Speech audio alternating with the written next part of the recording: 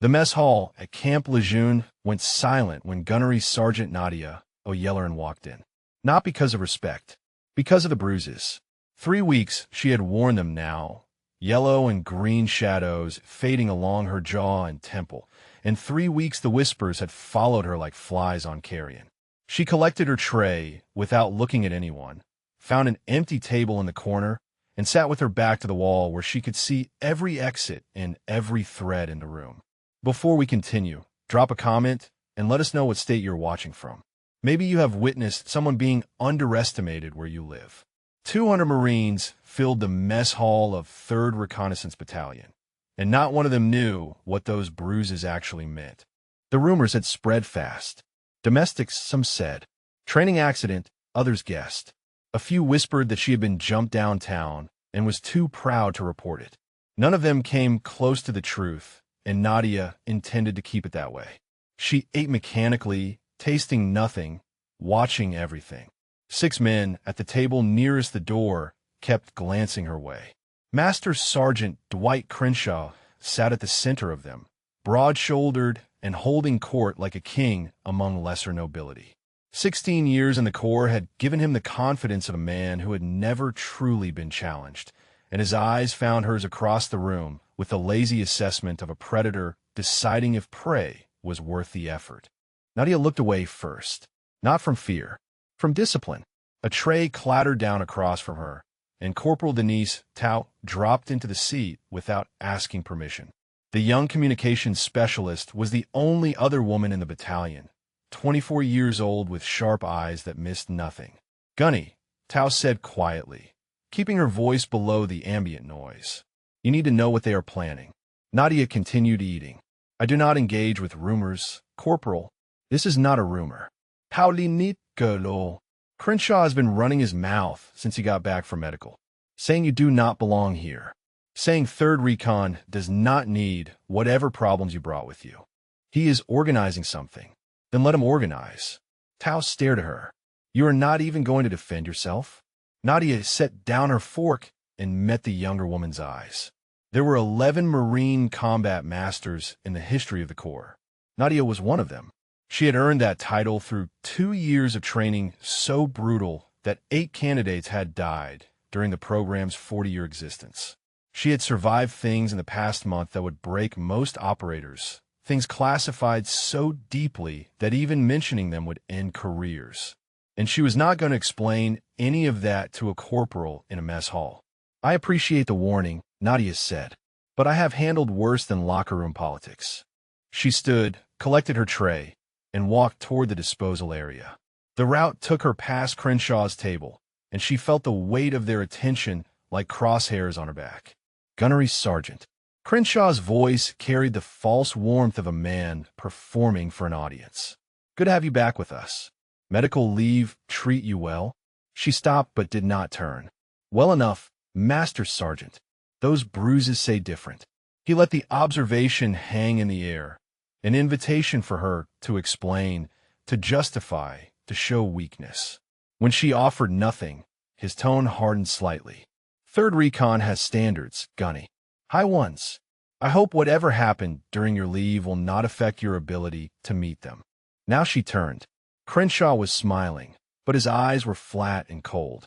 The men around him watched with the eager attention of spectators at a blood sport. "My service record speaks for itself, Master Sergeant. Records can be exaggerated." He spread his hands in mock reasonableness. "I am just saying that some of us want to make sure you are actually fit for duty. No special treatment. No protected status. Just proof that you earned your place here." The mess hall had gone quiet again. 200 Marines pretending not to listen while hanging on every word. Nadia held his gaze for 3 seconds.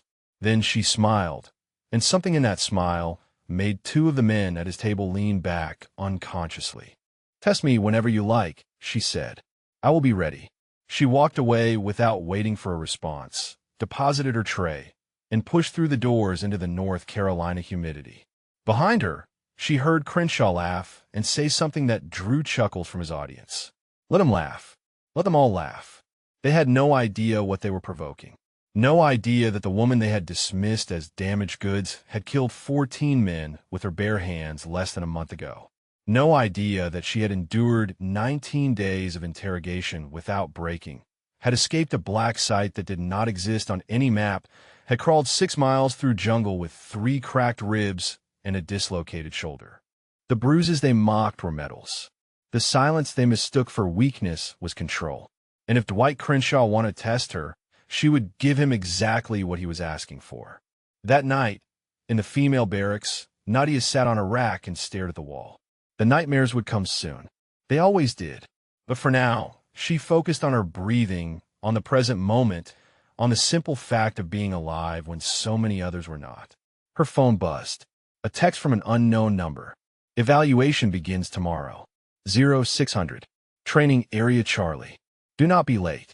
She deleted the message and lay back on her pillow.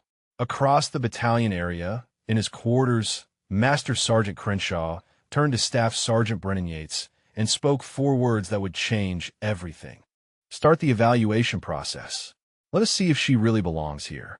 Training Area Charlie sat at the eastern edge of Camp Lejeune, a sprawl of obstacle courses and combatives pits, where 3rd Reconnaissance Battalion forged Marines into something harder than ordinary men. Nadia arrived at 0545, 15 minutes early, and found Staff Sergeant Brennan Yates waiting with 11 others in the pre-dawn darkness. Well, Yates said, checking his watch with exaggerated surprise. The gunny actually showed up. I had money saying you would find an excuse. Nadia dropped her gear bag and began stretching. What is the evaluation? Yates smiled. The expression held no warmth. Standard physical readiness assessment. Nothing you cannot handle, right? Since your record is so impressive. The 11 men spread out around the training area, some stretching, others watching her with expressions ranging from curiosity to open hostility. She recognized a few faces from the mess hall. Crenshaw's inner circle, true believers in whatever philosophy he preached about women in combat units. The assessment began at 0600 exactly. Yates called out exercises with the rapid-fire cadence of a drill instructor, and Nadia executed each one with mechanical precision. Pull-ups until her shoulders burned. Push-ups until her arms trembled. Sit-ups, burpees, mountain climbers, flutter kicks. The men cycled through alongside her, but she noticed they were taking breaks when Yates looked away, recovering while she was expected to continue without pause. 2 hours in, her muscles screamed and her lungs ached. But she did not stop, did not slow, did not give them the satisfaction of seeing weakness. Yates finally called a halt at 0830. The men dispersed toward the water station, laughing and slapping backs like they had accomplished something. Nadia remained where she stood, controlling her breathing, refusing to collapse even though every fiber of her body demanded rest. Not bad, Yates admitted, walking a slow circle around her. For someone fresh off medical leave. But physical fitness is only part of what makes a recon Marine. Tomorrow we test something else. She met his eyes, looking forward to it. He held her gaze for a moment, searching for something, then walked away without another word. Nadia collected her gear and headed for the barracks. Her legs felt like concrete, her arms like wet rope, but she kept her stride even and her posture straight until she was through the door and out of sight. Only then did she allow herself to lean against the wall and close her eyes. The exhaustion was physical, manageable. The memories it stirred were not. 19 days. That was how long they had held her in that concrete room with no windows and a drain in the floor. 19 days of questions she would not answer, of pain designed to break her will, of darkness so complete she had lost track of time entirely.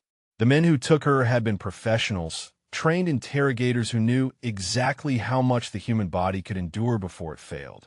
They had not known what she was, had not understood that Marine combat master training included resistance protocols that went far beyond standard SEER, had not anticipated that the woman they tortured would spend every conscious moment memorizing guard rotations, counting footsteps, waiting for the single opportunity that would come if she survived long enough. On day 19, that opportunity arrived. A guard entered alone, overconfident, certain his prisoner was too broken to resist. She killed him with a technique that used his own body weight against him, snapping his neck before he could make a sound. Then she took his keys, his knife, and his radio, and she began working her way out. 14 men died that night. Some quickly, some not. By the time she crawled through the perimeter fence and disappeared into the jungle, the compound behind her had gone silent. The extraction team found her 6 miles south, delirious from blood loss and dehydration, but still moving, still fighting, still refusing to stop until the mission was complete. That was where the bruises came from. That was what Crenshaw and his men mocked without understanding. That was the truth she could never tell them, because the mission remained classified at the highest levels, because the 3 teammates who died during the ambush deserved better than to become mess hall gossip. A knock at the barracks door pulled her back to the present. Corporal Tao entered, saw Nadia against the wall, and rushed forward. "Gunny, are you okay? I heard what they did this morning." 2.5 hours without breaks while they rotated through. Nadia straightened, forcing her body to obey. "I am fine, Corporal." "You're not fine. Nobody is fine after that." Tao reached into her cargo pocket and produced a protein bar. "At least eat something. You missed breakfast." Nadia accepted the bar, touched despite herself by the small kindness. "Thank you." They sat together on Nadia's rack, and Tao pulled out her phone. "I have been documenting everything," she said quietly. "Dates, times, witnesses, exactly what was said and done. If you want to report this, I have evidence." Nadia chewed slowly, considering. Reporting would mean investigations, interviews, her classified mission potentially exposed during the inquiry. It would mean being labeled a troublemaker, a woman who could not handle the pressure, someone who ran to authority instead of solving her own problems. "Not yet," she said finally. "I need to handle this my way. Your way is going to get you hurt. Or worse." Nadia looked at the younger woman, saw the genuine concern in her eyes, and felt something loosen slightly in her chest. She had spent so long being strong, being untouchable, being the operator who needed nothing and no one. It was strange to have someone worry about her. "I appreciate what you are doing," Nadia said, "but I have survived worse than Dwight Crenshaw. Trust me." Tao did not look convinced, but she nodded and stood to leave. "Just remember you are not alone here, Gunny, even if it feels that way." After she left, Nadia lay back on her rack and stared at the ceiling. The exhaustion pulled at her, demanding sleep, but she knew what waited in her dreams. The concrete room, the drain in the floor, the sounds that still echoed in her memory, no matter how hard she tried to silence them. She closed her eyes anyway. The nightmares came, as they always did, but somewhere in the darkness she heard her father's voice, steady and calm, speaking words he had taught her as a child. "A Marine does not start fights. A Marine ends them." Tomorrow, Yates had promised another test. She would be ready. What she did not know, what she could not have anticipated, was that tomorrow's test would be nothing compared to what Crenshaw was truly planning. Because across the battalion area, in a locked office, 27 names were being written on a list, and every one of them had agreed to teach Gunnery Sergeant O'Yelleran exactly where she belonged. The second day brought combatives training, and Nadia understood immediately that the rules had changed. Yates paired her against the largest men in the group, back-to-back matches with no recovery time, while Crenshaw watched from the elevated platform at the edge of the pit. She won every bout. Not easily, not cleanly, but decisively. Each time a man hit the mat, she saw the confusion in his eyes. They had expected her to fold, to tap out, to reveal the weakness they were certain existed beneath her service record. Instead, she used their size against them, redirecting force, exploiting leverage, ending fights before her opponents understood they had already lost. By the 8th match, the men had stopped volunteering. Yates had to order them into the pit. Crenshaw descended from the platform after the 10th bout, his boots crunching on the packed sand. He moved like a man who had spent years perfecting the appearance of casual authority, every gesture calculated to remind observers of his position. "Impressive," he said, stopping at the edge of the pit where Nadia stood over her latest opponent. "You have skills. Nobody is denying that." She wiped sweat from her forehead and waited. But skills in a controlled environment do not mean much when things get real. Crenshaw clasped his hands behind his back.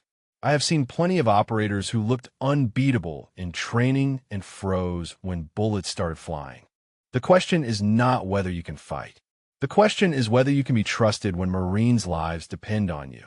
My combat record answers that question. Does it? He tilted his head, studying her like a specimen. You came back from medical leave with bruises you will not explain, from a mission nobody will talk about, and we're supposed to just accept that you're fit for duty? He shook his head slowly. I have 16 years in this Corps, Gunny. I have buried friends who died because someone in their unit was not ready. I will not let that happen to my Marines. For a moment, Nadia saw something genuine beneath his hostility. Crenshaw believed what he was saying. He was not simply a bully drunk on power. He was a man who had convinced himself that protecting his unit meant driving her out, that his prejudice was actually principle. That made him more dangerous, not less. Your concern is noted, Master Sergeant. She kept her voice level. But my fitness for duty was evaluated by medical professionals and approved by battalion command. If you have issues with their judgment, I suggest you take it up with them. His jaw tightened. Maybe I will. Or maybe I will just make sure the evaluation process is thorough enough that the truth comes out on its own. He walked away, and Yates dismissed the training session. The men filed out in silence, none of them meeting her eyes. Whatever confidence they had brought to the pit that morning had evaporated, replaced by something that looked almost like fear.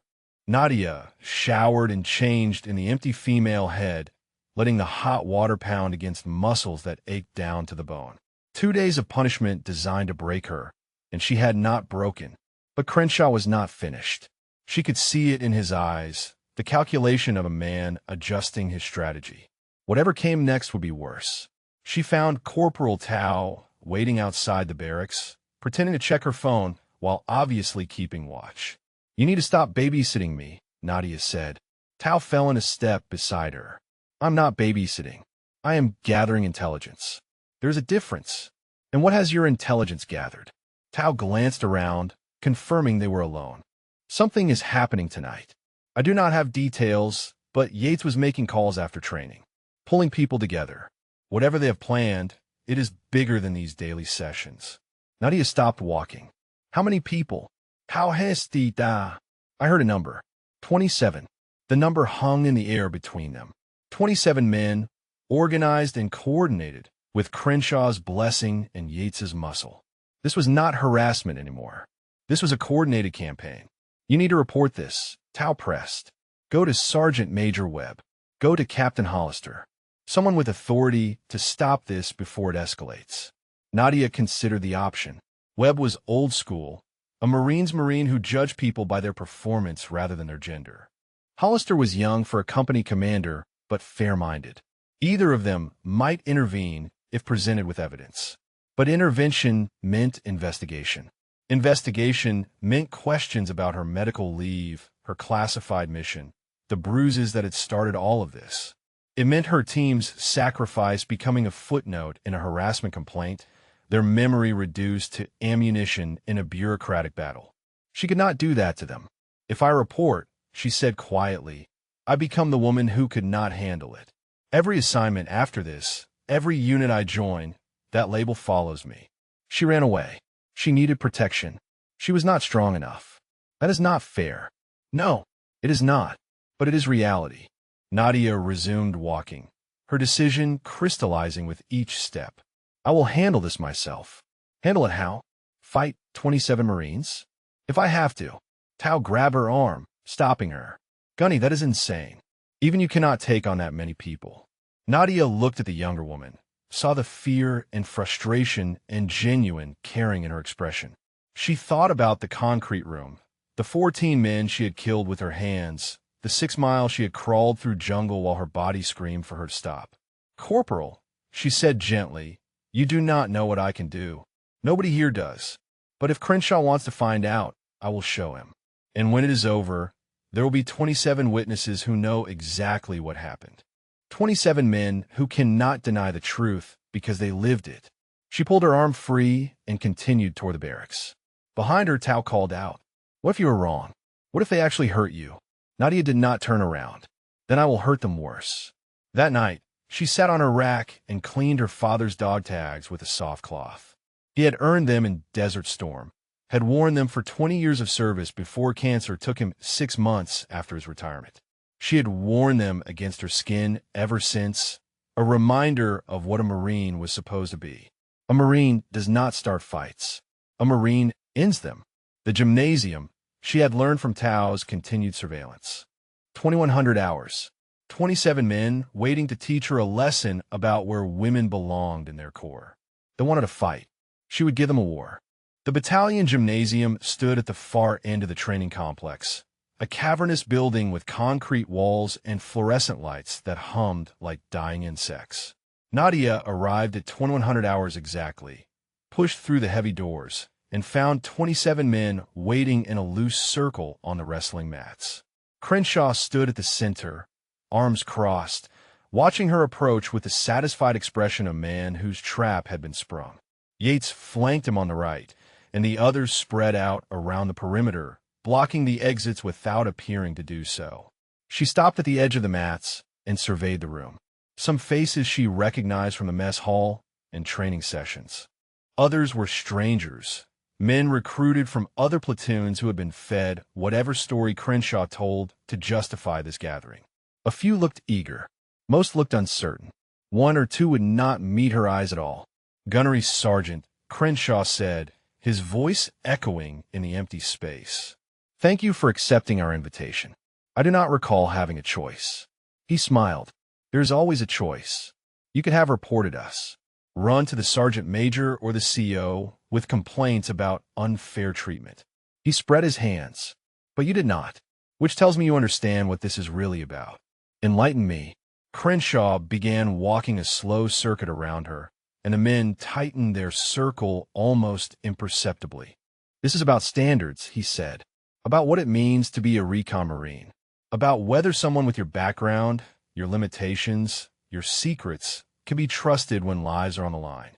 My background." Nadia kept her voice flat. "You mean being a woman? I mean being an unknown quantity." He stopped in front of her, close enough that she could smell the coffee on his breath. "You show up from some classified mission nobody will discuss, covered in bruises you will not explain, and we're supposed to just accept you into our ranks? Trust you with our lives?" He shook his head. "That is not how this works. So what is this? A trial? Call an evaluation." Crenshaw stepped back and gestured to the assembled men. 27 Marines, each willing to test your capabilities in single combat. Full contact. No time limits. You go until someone yields or cannot continue. The terms were designed to exhaust her. Even if she won every fight, the cumulative damage would eventually overwhelm her ability to continue. It was not about proving she was unworthy. It was about creating a situation where her failure was mathematically inevitable. "And if I refuse, then you admit you do not belong here, and we file a formal recommendation that you be transferred to a support unit more suited to your abilities." Crenshaw's smile widened. "Your choice, Gunny." Nadia looked around the circle one more time. 27 men, some over 200 pounds, all trained in Marine Corps martial arts, some with advanced belts, a few who had probably seen real combat. By any reasonable calculation, the odds were impossible. But Nadia O'Yelleran had stopped believing in reasonable calculations a long time ago. She stepped onto the mat. "Before we start," she said, her voice carrying to every corner of the gymnasium, "I want to make something clear. I warned you, all of you. What happens next is your choice, not mine." Yates laughed. "Warn us about what?" Nadia met Crenshaw's eyes and held them. "I am a Marine Combat Master. There are only 11 of us in the history of the Corps. I earned that title by surviving training that killed 8 candidates over 40 years. She paused, letting the words settle. "You think 27 men is overwhelming odds. I think it is 27 people who are about to learn what that title actually means." Silence fell over the gymnasium. Some of the men exchanged glances, uncertainty flickering across their faces. They had heard of combat masters, the elite within the elite, operators whose hand-to-hand capabilities bordered on legendary. But the program was shrouded in secrecy, and most dismissed the stories as exaggeration. They were about to discover the stories were understatements. Crenshaw recovered first, forcing a dismissive laugh. Combat Master. That is a fancy title for someone who has never proven herself in this battalion. He nodded to the nearest man, a thick-necked corporal with scarred knuckles. Briggs. Show the gunny what 3rd Recon thinks of fancy titles. Briggs stepped forward, settling into a fighting stance. He was at least 6'2", 220, with the confident movements of someone who had won his share of fights. He expected this to be quick. He was right, but not in the way he imagined. Nadia did not settle into a stance. She simply waited, relaxed, her weight balanced, and her hands loose at her sides. Briggs circled once, twice, then lunged with a straight right aimed at her jaw. She moved like water flowing around stone. The punch sailed past her cheek by millimeters. In the same motion, she captured his wrist, rotated her hips, and used his own momentum to send him face first into the mat. Before he could recover, her knee was on his spine and her hand was locked around his throat in a submission hold that would render him unconscious in seconds. "Yield," she said quietly. Briggs struggled for a moment, then tapped the mat twice. Nadia released him and stood. The entire exchange had taken less than 4 seconds. The gymnasium had gone completely silent. Briggs rolled onto his back, gasping, staring up at her with an expression that had shifted from confidence to something approaching fear. "One down," Nadia said, turning to face the circle. 26 to go. Who is next? 2 men stepped forward together, abandoning any pretense of single combat. They came from opposite angles, coordinated, forcing her to divide her attention. She did not divide anything.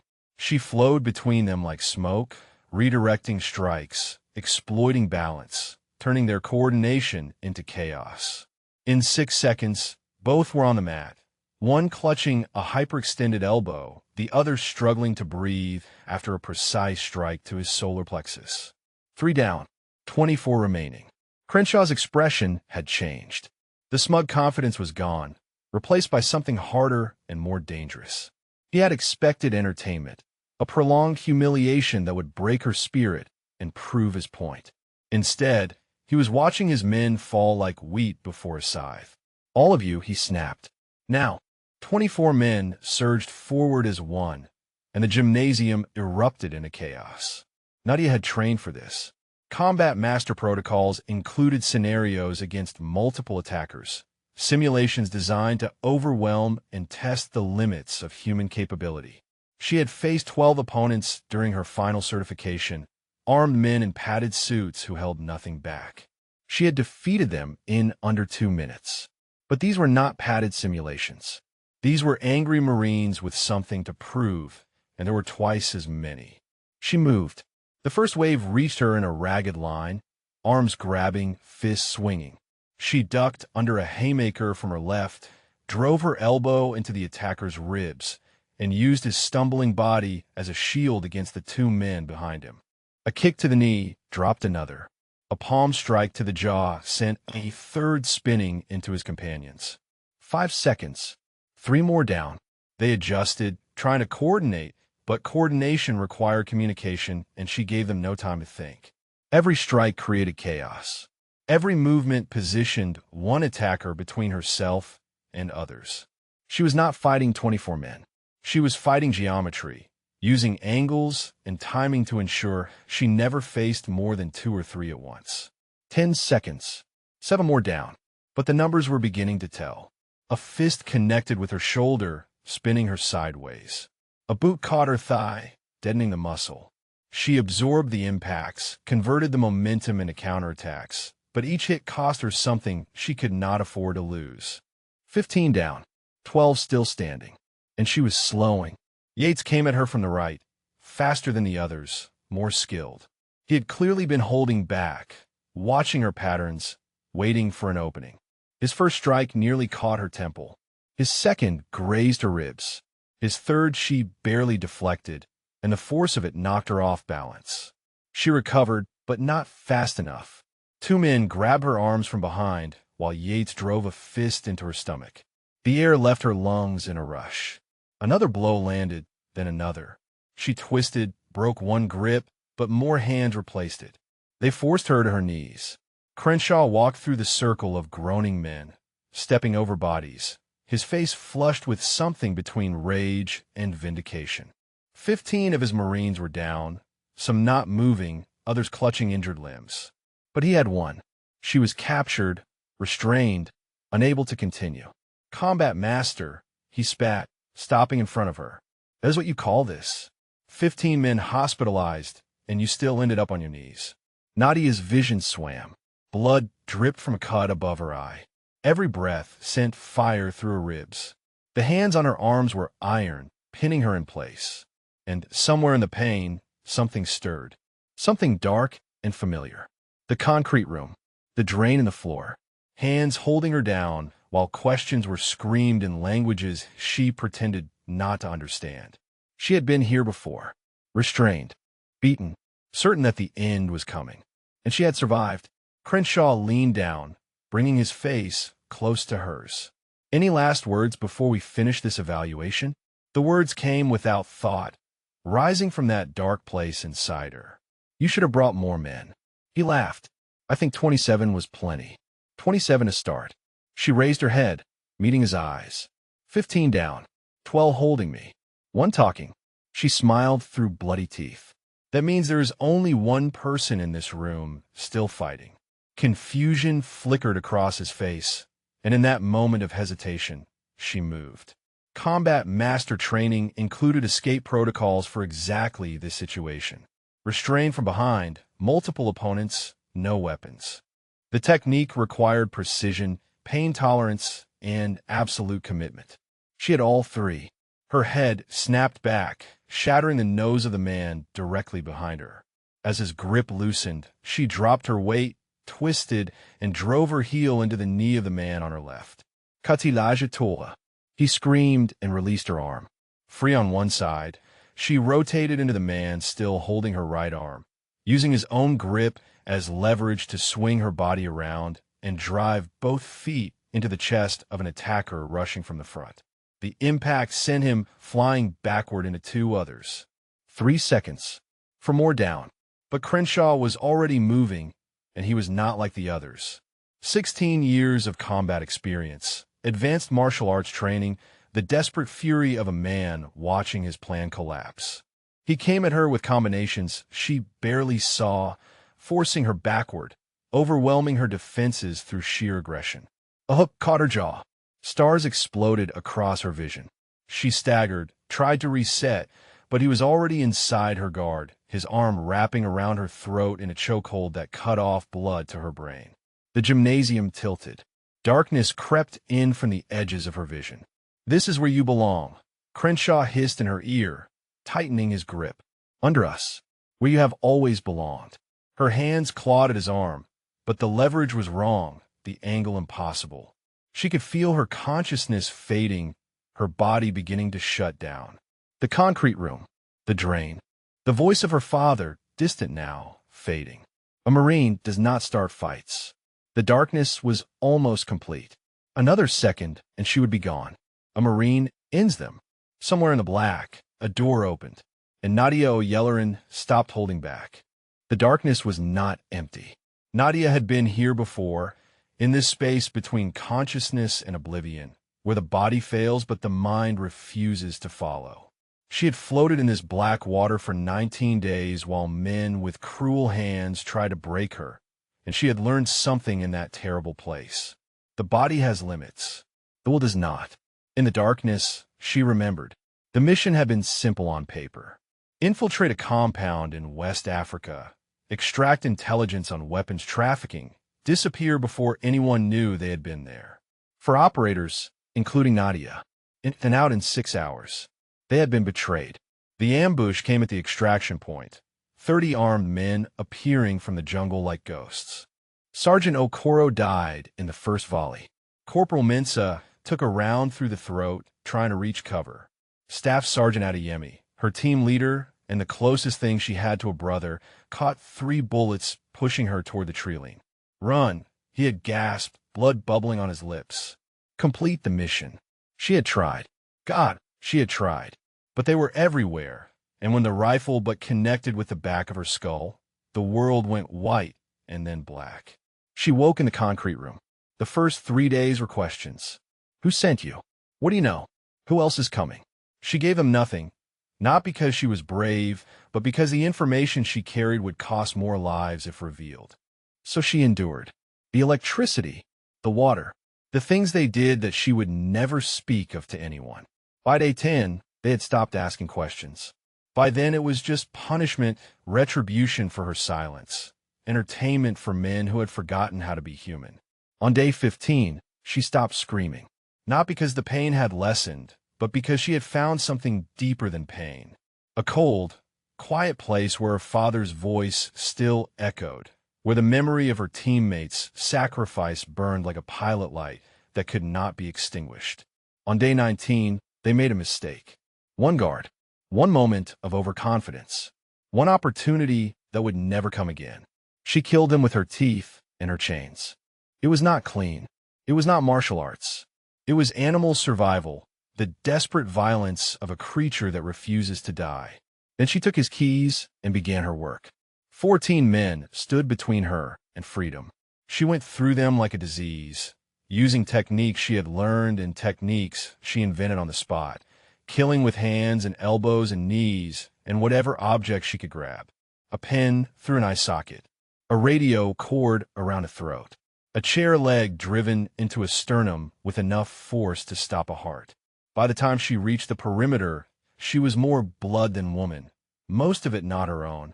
6 miles through jungle, 3 cracked ribs, a dislocated shoulder, she reset herself against a tree. Dehydration, so severe her vision came in fragments. And still she moved, still she crawled, still she refused to stop until the extraction team found her at dawn. The bruises they all mocked were the last visible evidence of that journey. The invisible wounds went far deeper.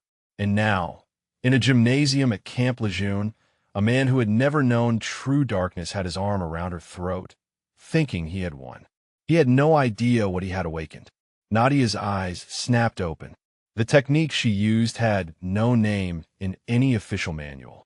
It was something she had developed in the concrete room, a way of generating force from a position of complete disadvantage. It required dislocating her own shoulder, which she did without hesitation, the pain registering as distant noise in a mind that had long ago learned to compartmentalize agony. The sudden shift in her body's geometry broke Crenshaw's grip. Before he could adjust, she had rotated inside his guard, her functioning arm driving upward into his throat with precise, devastating force. He staggered backward, gasping, hands clutching his neck. She reset her shoulder with a sharp twist, the grinding pop echoing in the sudden silence. Then she straightened and faced him, blood streaming down her face, one arm hanging at an angle that was not quite right, eyes holding something that made him take another step back. "Do you want to know where these bruises came from?" she said, her voice barely above a whisper. "Do you want to know what your evaluation is testing?" Crenshaw could not speak. His throat was already swelling, his breath coming in wheezes. 19 days. She stepped toward him, and he retreated. 19 days in a concrete room with a drain in the floor. 14 men between me and freedom. I killed them all, Master Sergeant. With my hands. With my teeth. With anything I could reach. She stopped, close enough to touch him, close enough to finish him if she chose. "Those bruises you mocked? They are medals. They are proof that I survived something you cannot imagine. And this," she gestured at the groaning men scattered across the gymnasium, "this is nothing. This is a Tuesday." Crenshaw's legs gave out. He sat down hard on the mat, staring up at her with an expression she had seen before. In the eyes of the men in that compound, in the moments before she ended them, the expression was terror. 8 men remained standing, frozen at the edges of the room, unwilling to move, unwilling to breathe. They had come here expecting to humble a woman who did not belong. They had found something else entirely. Nadia turned to face them, rolling her damaged shoulder, feeling the joint grind in ways it should not. "Anyone else?" she asked quietly. "Want to test me?" The 8 remaining men looked at each other, then at the bodies scattered across the gymnasium floor. then at the woman standing in the center of it all with blood on her face and something ancient in her eyes. None of them moved. Nadia waited, her breathing steady despite the fire in her ribs and the grinding wrongness in her shoulder. The adrenaline was fading now, and with it the buffer that had kept the pain at a distance. She could feel every injury cataloging itself, demanding attention she could not afford to give. One of the 8, a young lance corporal with a shaved head and trembling hands, took a step backward, then another. Then he turned and walked toward the door, abandoning any pretense of courage. 2 others followed without a word. That left 5, including Yates, who stood at the edge of the mat with blood streaming from his broken nose and something like calculation in his eyes. He was not afraid, Nadia realized. He was assessing, trying to determine if she had enough left to stop him. She met his gaze and let him see the answer. Yates held for a long moment. Then he spat blood onto the mat and nodded once, a gesture that might have been acknowledgement or might have been a promise of future reckoning. He turned and walked toward the fallen Crenshaw, hauling the master sergeant to his feet. "This is not over," Yates said without looking back. "Yes, it is." He stopped at the door, Crenshaw's arm draped over his shoulder, and turned to face her one final time. "You think beating us changes anything? You think this makes you one of us?" Nadia limped toward him, each step sending shockwaves through her battered body. She stopped close enough that he could see every bruise, every cut, every piece of evidence of what this night had cost her. "I do not want to be one of you," she said quietly. "I want to be a Marine. The same thing I have been for 12 years. The same thing I was when I held my team leader while he bled out in the jungle. The same thing I was for 19 days in a room designed to break me." She leaned closer. "You do not get to decide if I belong. My service decides. My sacrifice decides. The men and women who died so I could stand here decide. Not you. Not Crenshaw. Not anyone in this room." Yates had no response. He shouldered through the door and disappeared into the night, dragging Crenshaw with him. The remaining 4 men collected their wounded and followed in silence. One by one, they carried or helped their groaning companions out of the gymnasium, leaving Nadia alone with the scattered evidence of what had happened. She stood motionless until the last footsteps faded. Then her legs buckled. The mat rose up to meet her, and she let it, rolling on her back and staring at the fluorescent lights buzzing overhead. Her shoulder screamed. Her ribs protested every breath. The cut above her eye had opened wider, sending a warm trickle of blood down her temple. But she was alive. She had won. The door opened again, and Nadia tensed, preparing for a final attack that her body could not possibly repel.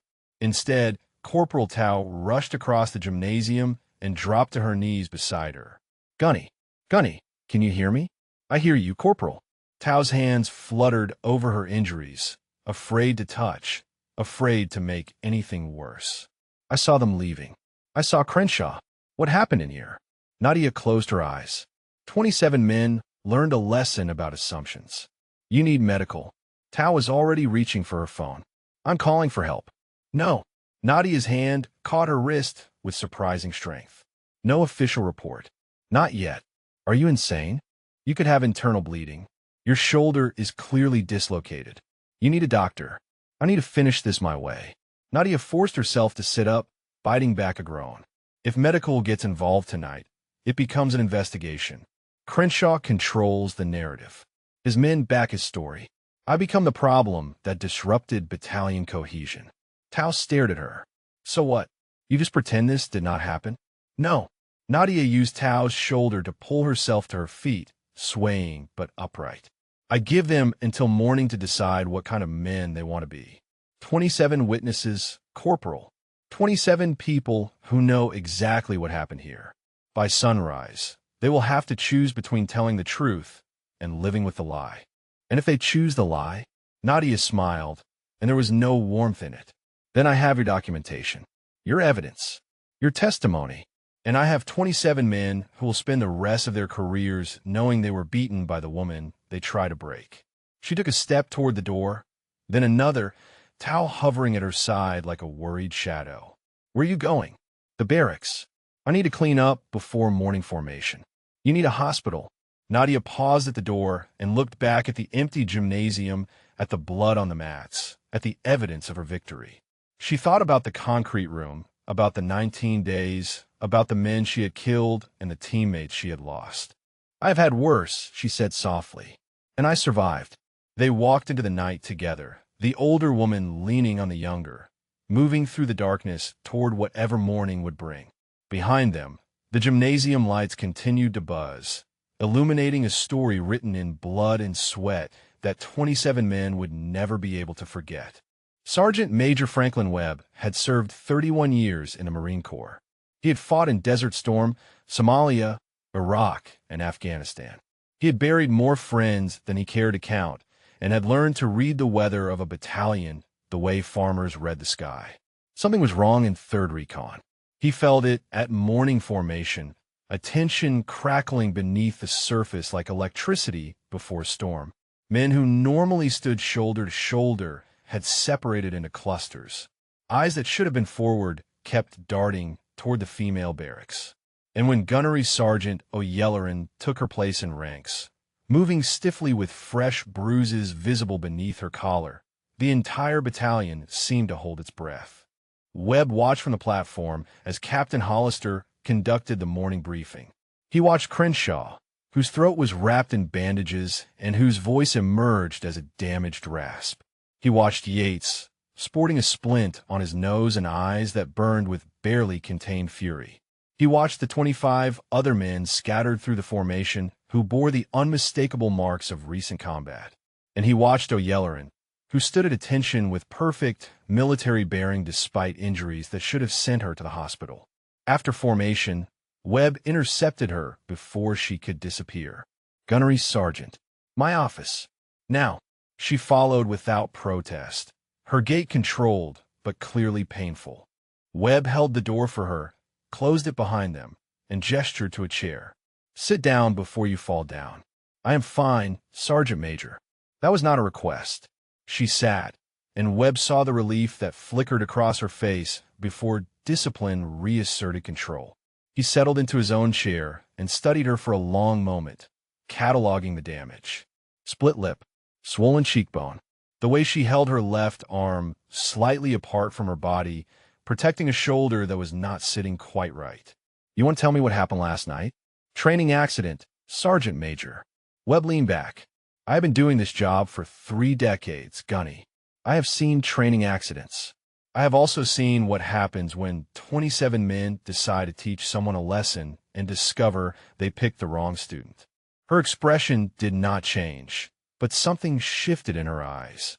Acknowledgement, perhaps, or warning. "What makes you think it was 27? "Because I counted the injuries at formation. Because Crenshaw can barely speak and Yates looks like he kissed a freight train. Because half of 3rd Platoon is moving like they lost a fight with a wood chipper." He paused. "And because I know what you are, Gunnery Sergeant. I have the clearance." The silence stretched between them. Outside, the sounds of the battalion going about its morning routine filtered through the walls. Inside, the only sound was the soft hum of the air conditioning. "If you know what I am," Nadia said finally, "then you know what they were testing." "I know what they thought they were testing." Webb's voice hardened. "What I do not know is why you did not come to me before it got this far. Because coming to you would have made me the problem. The woman who could not handle integration. The female operator who needed protection from the men she was supposed to serve beside." She shook her head. "I have worked too hard and lost too much to become a cautionary tale in someone's diversity briefing. So instead you put yourself in a situation where you could have been seriously hurt. Or killed.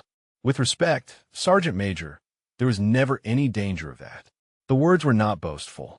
They were simply factual, delivered with the quiet certainty of someone who had measured the odds and found them acceptable. Webb had heard that tone before from operators who had seen and done things that existed only in classified files. He reached into his desk drawer and produced a folder marked with classification stamps that made most documents look like grocery lists. "I read your mission report," he said. "The real one, not the sanitized version." He opened the folder and let his eyes rest on the pages inside. 19 days. 14 confirmed kills during your escape. 6 miles through hostile territory with injuries that should have been fatal. Nadia said nothing. Webb closed the folder. Those men last night had no idea what they were provoking. They saw bruises and assumed weakness. They saw a woman and assumed vulnerability. He met her eyes. They did not see a combat master who survived something that would have broken anyone else. What happens now, Sergeant Major? That depends. Webb stood and moved to his window, looking out at the battalion area where Marines moved between buildings, unaware of the conversation happening in his office. Crenshaw wants this buried. He is already crafting a story about an unsanctioned combative session that got out of hand. Mutual responsibility. No charges filed. And if I do not agree to that story, then we have an investigation. Your classified mission gets examined. Crenshaw's conduct gets examined. The entire battalion gets torn apart while lawyers and investigators dig through every detail. Webb turned to face her. Career's end. Maybe yours. Probably his. Possibly others who were just following a charismatic leader into a stupid decision. Nadia was quiet for a moment. You said depends. On what? On what you want, Gunnery Sergeant. Webb returned to his chair. I have watched this battalion for 2 years. I have seen Crenshaw build his little kingdom, seen him push out people who did not fit his vision of what a recon Marine should look like. I have been gathering evidence, waiting for the right moment to act. He paused. Last night might have given me that moment, but only if you were willing to help me use it. What are you proposing? Justice, Webb said simply. Real accountability. Not for all 27, because some of them were just idiots following orders, but for the ones who planned this. The ones who have been poisoning this battalion for years. Nadia considered his words. Through the window, she could see the gymnasium where everything had changed, sitting quiet and ordinary in the morning light. What do you need from me? Webb leaned forward. The truth. All of it. And your help deciding who deserved consequences and who deserved a second chance. She looked at him for a long moment, weighing the offer, measuring the man who made it. Then she nodded once. Where do we start? They started with Corporal Tao's documentation. The young communications specialist had been thorough beyond anything Nadia had expected. Dates, times, locations, witnesses. Screenshots of group chat messages where Crenshaw's inner circle coordinated their harassment campaign. Audio recordings made during training sessions when they thought no one was listening. A pattern of behavior stretching back 18 months, targeting not just Nadia, but 3 other Marines who had quietly requested transfers rather than fight a battle they did not believe they could win. Webb spread the evidence across his desk and studied it with the focused intensity of a man building a case. This is more than I expected, he admitted. Corporal Tao has a future in intelligence if she wants it. She took a risk gathering this, Nadia said. If Crenshaw had found out, her career would have been over, which is why she gets protection regardless of how this plays out. Webb made a note on his legal pad. Now, let's talk about separation. Over the next 2 hours, they divided the 27 into categories. The true believers, men who had actively participated in the planning and showed no remorse. The followers, Marines who had joined because Crenshaw told them to and were now questioning that decision. And the reluctant, those who had shown up at the gymnasium but hung back, unwilling to throw punches against a woman they had no real grievance with. 8 names went into the first category. Crenshaw, Yates, 6 others who had been identified as organizers, recruiters, or enthusiastic participants in both the gymnasium confrontation and the 18 months of harassment that preceded it. 19 names went into the second and third categories. Men who had made bad decisions, but might still become good Marines if given the opportunity to learn from their mistakes. What happens to the 8? Nadia asked. Full investigation. Courts-martial where the evidence supports it. At minimum, career-ending administrative actions. Webb's voice held no satisfaction, only the grim determination of a man doing necessary work. Crenshaw has been protected for too long by commanders who valued his experience over his character. That ends now. And 19? That is where you come in. Webb set down his pen. I can handle the official consequences. Reduction in rank, formal counseling, documentation in their service records. But paperwork does not change hearts. These men need to understand why what they did was wrong, not just that it was wrong. You want me to teach them? I want you to give them the chance to become better Marines. Webb met her eyes. You could have killed any of them last night. You chose not to. That tells me you still believe in redemption, even for people who have wronged you. Nadia thought about the gymnasium, about the fear in their eyes, about the young lance corporal who had walked away rather than continue fighting. She thought about her father, who had always believed that discipline was about building people up, not tearing them down. If I do this, she said slowly, it has to be voluntary. They choose to accept training from me, or they take their chances with the official process. Agreed. And Crenshaw's people do not get the option. They face full accountability. That was always the plan. She nodded once. Then let us get started. The meetings happened over the following 2 days, conducted in Webb's office with Captain Hollister present as a witness. One by one, the 19 were brought in and presented with a choice.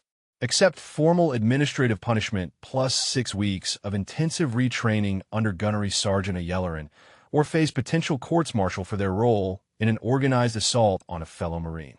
Every single one chose the retraining. Some made the choice out of fear, calculating that Nadia's program would be easier than military prison.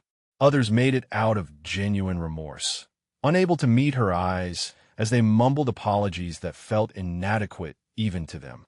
A few made it out of curiosity, wanting to understand how one woman had dismantled 27 men and wondering if she might teach them to be half as capable. The first session happened on a Thursday morning, 0500, in the same gymnasium where everything had changed. 19 men stood in formation, wearing PT gear and expressions ranging from terrified to skeptical. Nadia stood before them in her own training clothes, her shoulders still taped, her bruises fading from purple to yellow. You are here because you made a choice, she began, her voice carrying to every corner of the room. A bad choice. A choice that could have ended your careers, your freedom, or your lives. She paused, letting the weight of her words settle. But you are also here because you made another choice. You chose to learn instead of running for what you did. She began walking along the formation, meeting each man's eyes in turn. I'm not going to pretend that what happened in this room did not matter. It mattered. It will always matter. But I'm also not going to let it define you unless you choose to let it. She stopped at the end of the line. For the next 6 weeks, I'm going to teach you what it means to be a Marine combat master. Not the techniques. Those take years. But the philosophy, the discipline, the understanding that true strength has nothing to do with who you can be and everything to do with who you can become. She returned to the front of the formation. First lesson. She dropped into a fighting stance. Attack me. All of you. Right now. They hesitated, exchanging uncertain glances. That is the lesson, Nadia said, straightening. She gestured at the space between them. That hesitation, that uncertainty. 3 days ago you attacked me, without question, because someone you trusted told you it was right. Now you hesitate because you have seen where blind obedience leads. She let the moment breathe. A true Marine does not follow orders without thought.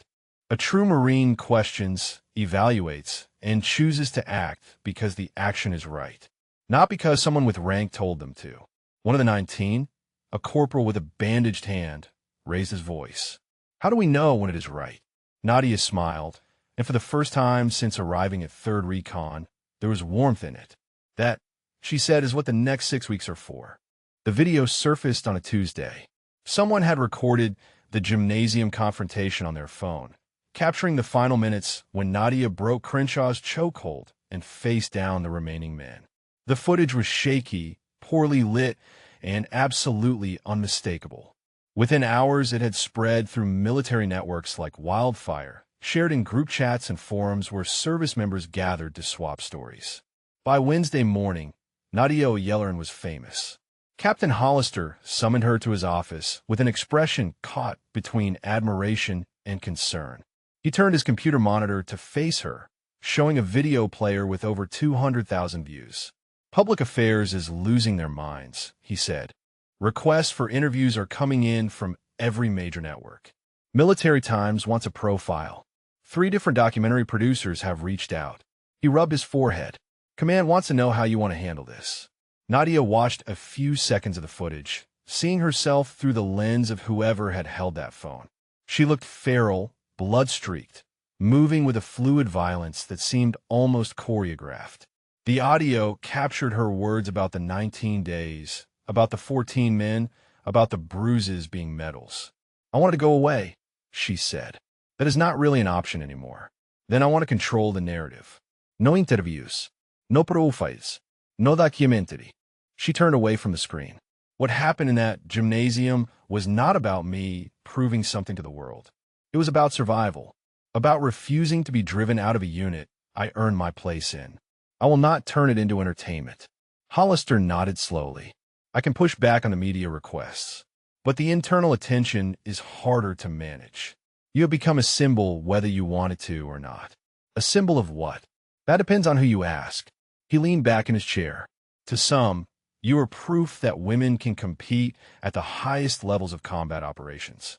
To others, you are a warning about what happens when integration is forced on units that are not ready. To most, you are just a hell of a fighter who put 27 men on the ground. Nadia considered his words. And to you, sir? To me, you are a Marine who was failed by her chain of command. Hollister's voice hardened. Crenshaw operated in my battalion for 2 years, building his network, pushing out people who did not fit his vision. I should have seen it. I should have stopped it before it reached the point where you had to defend yourself against 27 of your own brothers in arms. It was the closest thing to an apology she had received from anyone in a position of authority. She accepted it with a slight nod. What happens to Crenshaw now? Courts-martial. Hollister did not hide his satisfaction. The evidence Corporal Tao gathered, combined with testimony from the other 3 Marines he drove out, paints a picture of systematic harassment and abuse of authority. His career is over. So is Yates and 4 others who were deep enough in the planning to face charges. And the other 2 from the original 8? Administrative separation. Less than honorable discharge. They will never wear the uniform again. He paused. The 19 in your retraining program are a different story. Word is spreading about what you're doing with them, how they are responding. Nadia thought about the morning sessions, now in their 2nd week. The initial fear and resentment had begun shifting into something else. Respect, earned through the grueling physical training she put them through. Understanding, developed through the discussions about ethics and judgment she led after each session. And for a few, genuine transformation. They are trying, she said simply. Trying is more than most people do after making mistakes that big. Hollister stood and extended his hand. For what it is worth, Gunny, I am glad you are in my battalion. The real one. The one that exists when men like Crenshaw are not poisoning it. She shook his hand and left his office, stepping into a corridor where 2 lance corporals immediately stopped their conversation and stared. Word had spread. Everyone knew who she was now, what she had done, what she had survived. The attention felt like a weight she had not asked to carry.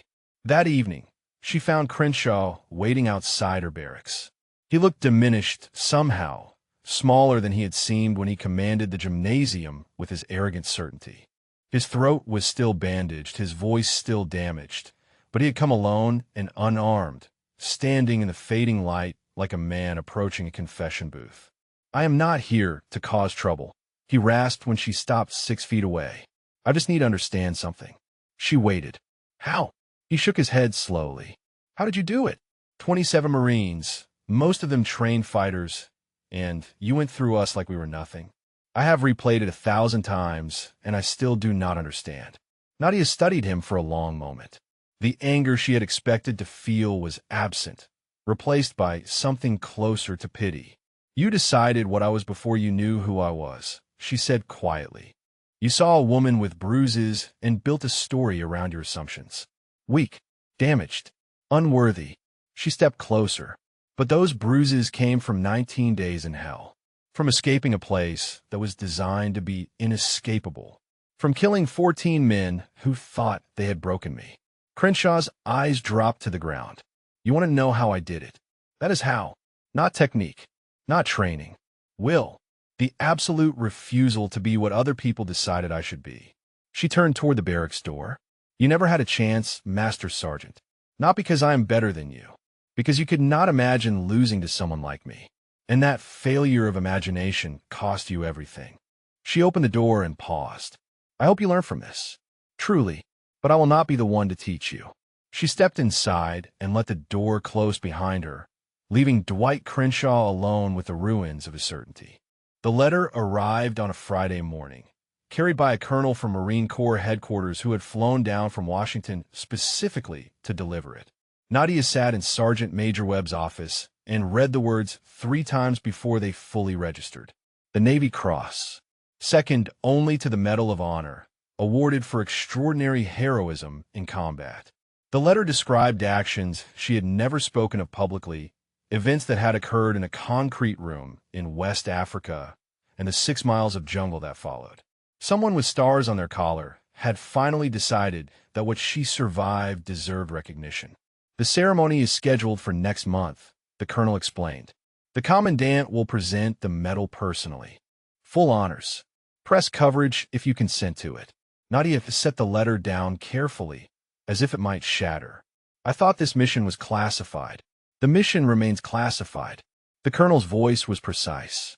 The award citation will reference hostile action and capture without specifying location or operational details.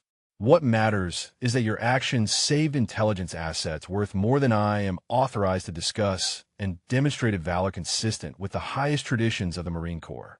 She thought about Sergeant Okoro, who had died in the first seconds of the ambush, about Corporal Mensah, choking on his own blood in the jungle darkness, about Staff Sergeant Adeyemi, pressing his sidearm into her hand and ordering her to run.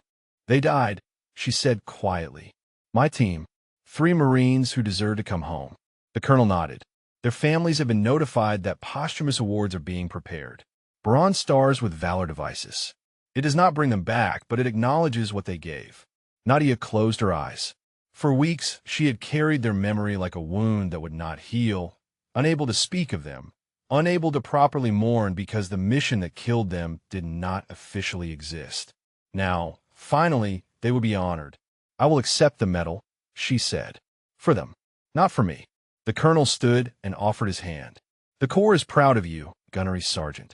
What you endured, what you accomplished, it matters. Even if most people will never know the full story. After he left, Webb poured 2 cups of coffee and handed one to Nadia.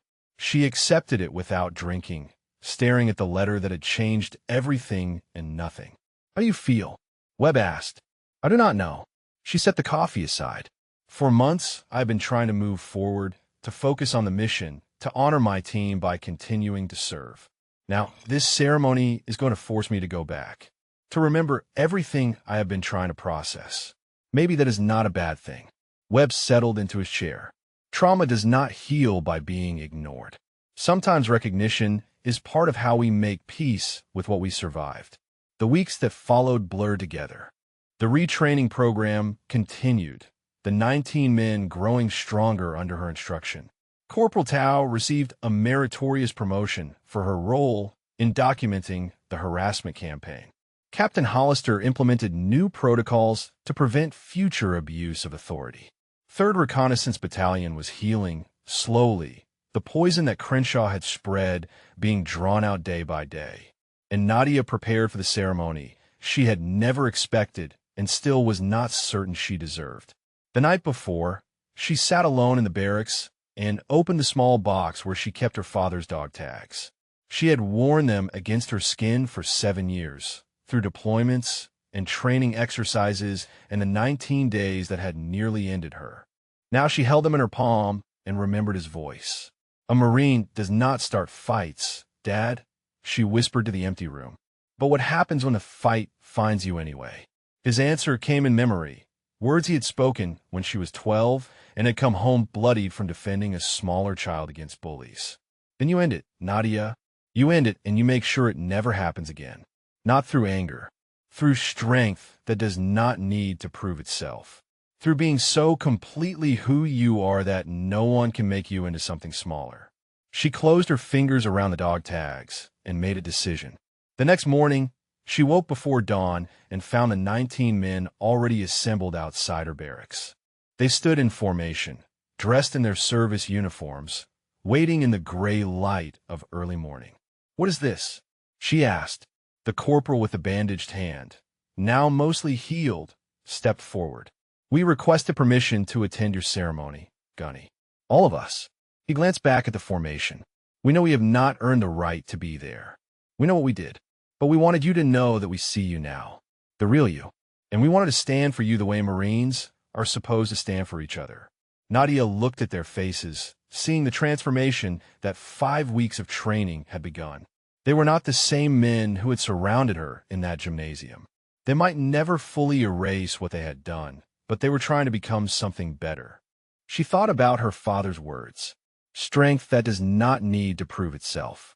Being so completely who you are that no one can make you into something smaller. "Fall in with the battalion," she said.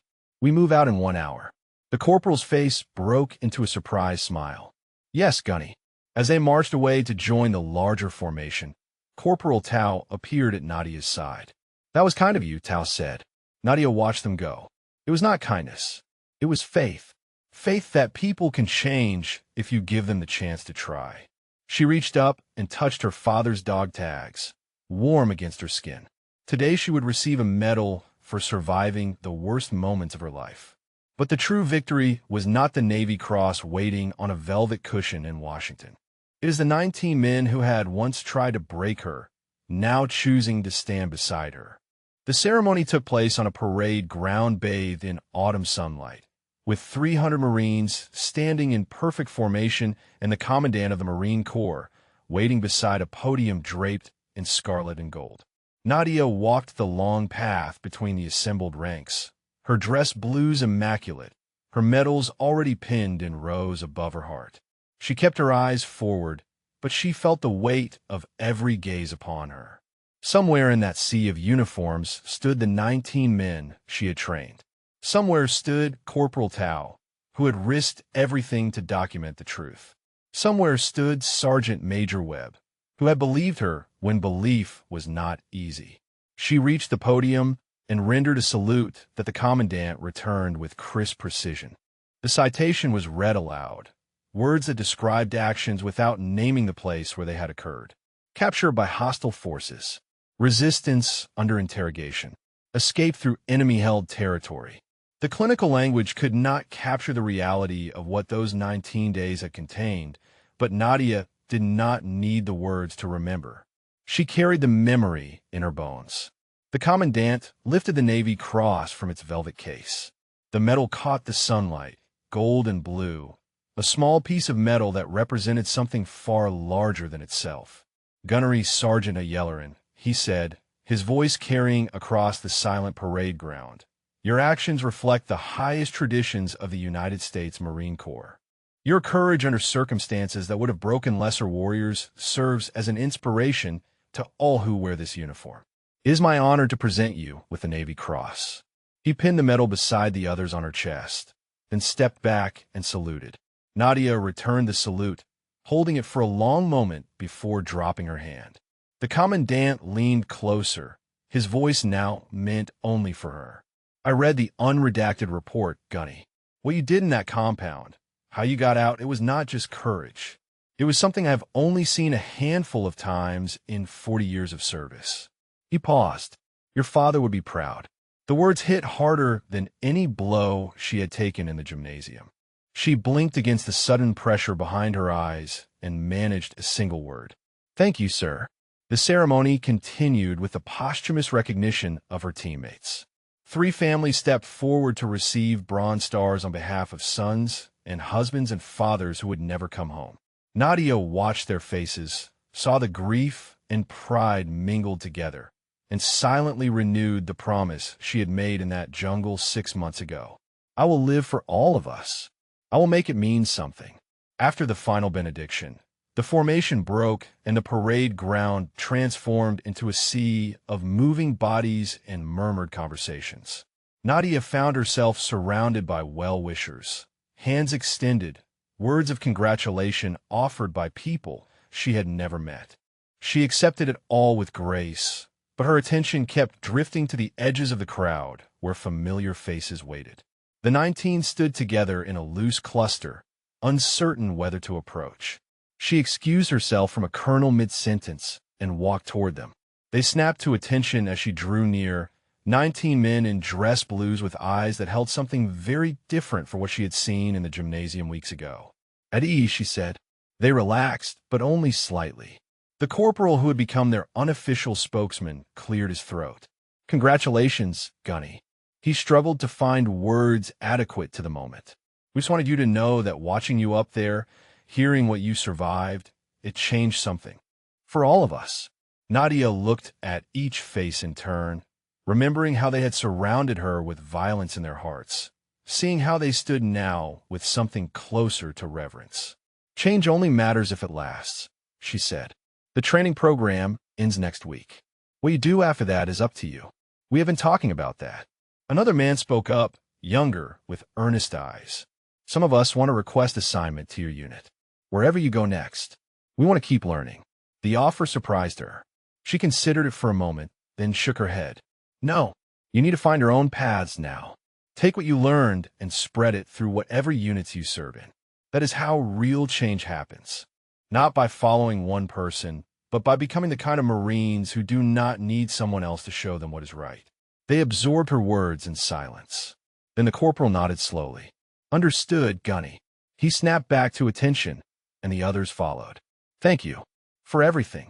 They filed away, leaving her standing alone at the edge of the parade ground. The autumn wind carried the smell of fallen leaves and distant ocean salt.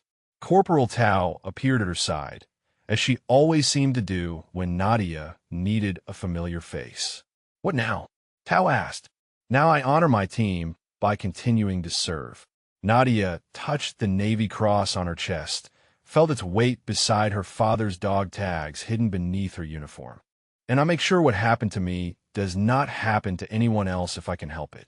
They walked together toward the parking lot where buses waited to return the battalion to Camp Lejeune.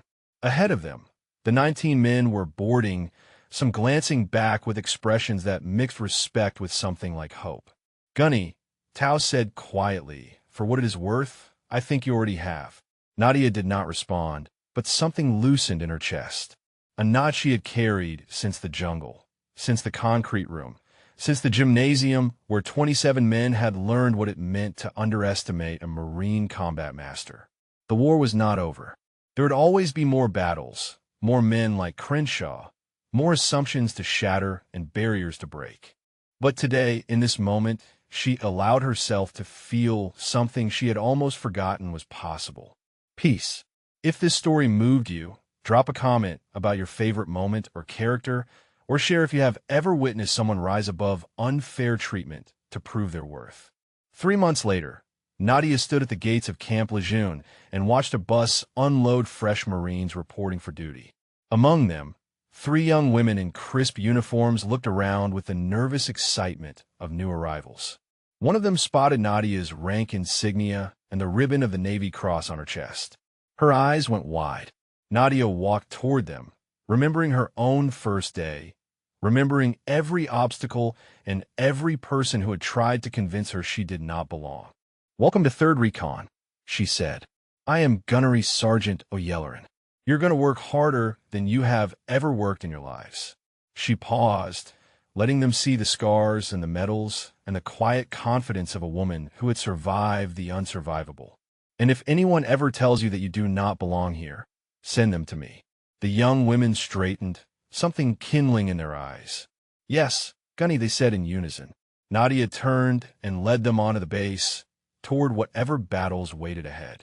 Behind her, the morning sun climbed higher, casting long shadows that stretched toward a future she had earned with blood and will and the absolute refusal to become anything less than who she was. A Marine combat master, a survivor, a warrior who ended fights she never started.